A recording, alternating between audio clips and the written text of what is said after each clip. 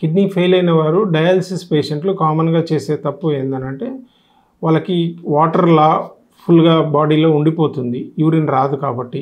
So అలాంటప్పుడు వాళ్ళు ఎక్కువగా వాటర్ తీసుకోవటం వలన డయాలసిస్ వారానికి 3 సార్ల కంటే ఎక్కువగా చేయాల్సి రావటం, మధ్యలో డయాలసిస్కి మధ్యలో ఆయాసం రావటం జరుగుతుంది. సో వాళ్ళు వాటర్ ఇంటేక్ రోజుకి 1 లీటర్ వరకే తీసుకోవాల్సి ఉంటుంది. ప్రోటీన్ ఇంటేక్ తీసుకోవాలి, ఎందుకనంటే వాళ్ళకి డయాలసిస్లో ద్వారా ఉన్న వేస్ట్ అన్ని క్లియర్ చేసిన తర్వాత వాళ్ళు ప్రోటీన్ ఇంటేక్ తీసుకోవాల్సి వస్తుంది.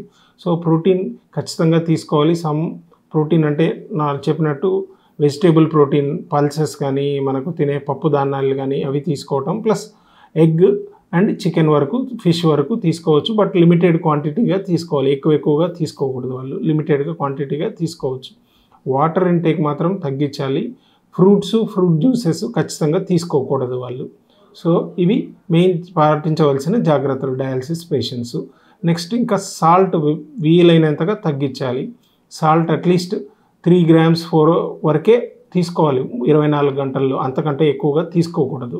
ఎందుకంటే సాల్ట్ ఎక్కువగా తీసుకోవడం వల్ల వాటర్ మళ్ళీ లోపల నిలిచిపోతుంది. మళ్ళీ నిలిచిపోవడం వల్ల వాళ్ళకి ఆయాసం, కాళ్ళ వాపులు, మొహం వాపు వచ్చే అవకాశం ఉంటుంది.